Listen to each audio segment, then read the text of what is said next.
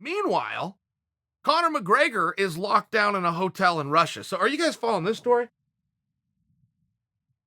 Let's start at the beginning like you're not. Conor announces a press conference in Russia.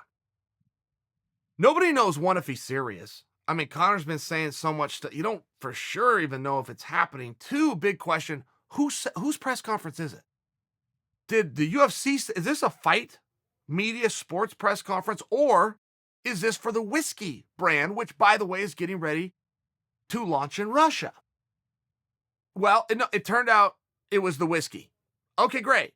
But if Conor wants attention for whiskey, then Conor needs attention for Conor, and Conor is best known as a fighter. Great, so we had some fight talk. He even dropped I'm going to be fighting January 14th, Las Vegas, gives a little couple of clues there. Opponent was unnamed, but speculation started to rise that it was Donald Cerrone. Donald Cerrone was leading the pack. Makes a lot of sense. For a couple of reasons, that makes a lot of sense. One is because Donald is also behind an alcohol brand known as Coors Light. I mean, that may sound silly, but from a marketing standpoint, if you get the power of Coors versus the power of Proper 12, you have something. Aside from the fact that you have Conor and Cowboy, I mean, there's just something there. Conor goes out, and he's answering questions, right? It's a media day, so that's basically a Q&A, except it's not fans, it's media, but I guess fans were allowed into the event. I say, I guess, because I watched it, but the way the camera was set, it was just on Conor. There was no camera behind Conor to then show the audience, but when the audience got involved, and they did get involved, to the fact that Conor got in a shouting match of sorts with a gentleman that was never clear to me if he was Dagestani specifically or Russian specifically, but he was in Russia and he was upset about some things Conor said about Dagestan, which happens to be where Khabib is from, which is why that region gets worked into the story. Okay. So the guy picks up a bottle at some point because Conor even telegraphs this and says to the guy, very calm, he says, hey, don't throw that bottle. So the guy must have acted like he was going to throw. Well, the guy did throw it. 1 second later, a bottle comes flying by and Conor slips out of the way. And Conor's standing his ground.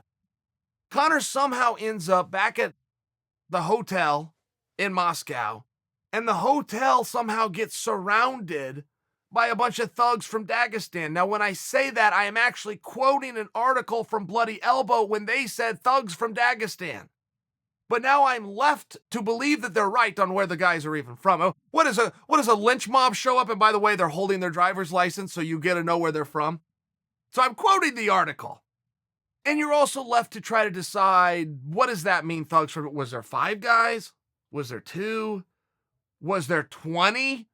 I mean, they shut the hotel, locked it down. Not just to Conor. They locked it down. Nobody could come or leave. They had to get the police and deal with this issue. I'm into the whole story. I'm into the drama of it all. I'm into nobody got hurt, and so we've got something to talk about, and even if it's a little bit more rugged and a little more guerrilla style, nobody got hurt. Okay. But I do have a bigger concern as it pertains to Conor. Because one of the things that Conor had said in that press conference is, I don't love what you guys are doing. You guys were using my face and putting it on national brands of chicken to try to call me a chicken, but you also did it business-wise to sell your product, and I didn't get anything for that. And that's not right. If I am the spokesman, even if I'm the one being teased, if I am literally the face you're using to sell your poultry, I get a cut. Well, he's right. That is dirty pool. But he went further on the subject of chicken to say, here I am. So who's the chicken now? Here I stand before you in Moscow alone. So don't call me a chicken. Okay, Conor, I got a problem with that. I have a problem with that because you don't need to flex. That's kid stuff. That's little kid stuff. Once you become an adult, now if you go in the fight game, yeah, there's going to be some call-outs that go back to playground rules, and you're scared of me, and oh, no, I'm not, so I'm going to step up and do. There's a piece of that here. I get that. But that, in the pie, is one little slice. It's 10%. It's 12%, but it's no more of the pie. It's a little piece. Don't live your life that way. That's kid stuff. Do not walk around and think you have to put yourself in jeopardy, that you need to put yourself in a region and then challenge them and then have a hotel locked down and walk out and face them and pound yourself on the chest. Don't live life that way. It's a little piece of the sport. We all had to do it when we were kids. But once we graduate high school, that kid stuff is gone. We open a new chapter. And I say that on kind of a sobering note because I don't want Conor to be in a bad situation because he thinks he has to prove his bravery. Conor has proved his bravery. But aside from that and his chosen profession, none of us need to walk around and prove our bravery by doing something stupid.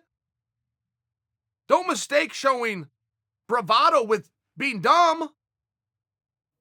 I don't have a tremendous problem that he went to Russia to launch his whiskey brand. I don't. I also don't think it was tremendously necessary. Why is him having boots on the ground, knowing he's not wanted, having somebody throw a bottle at him, staying there, going to a hotel, getting surrounded? No way to live life. It's just not. Particularly when you're already a tough guy, a respected tough guy, a notable tough guy, and you're in the tough guy business, where sometimes you have to go and do tough things. We're still in society here. That's confined to the cage. I did not like that he, to show bravado, thought he needed to go break into the Barclays Center and throw weapons at a bus full of people to get to Khabib. I don't like that group mentality. I don't like the mob mentality that he had to punch an old guy at a bar because the guy insulted him. It's another part of life. You're going to be insulted. Did the guy physically touch you? No. Then you didn't. The right to defend yourself cannot be invoked.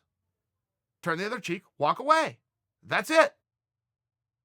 The guy can get a license, get him a license, get him in the cage. That's how this works. Be as rough and tumble as you want.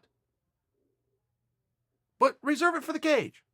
Other than that, live a happy life. That would be my advice.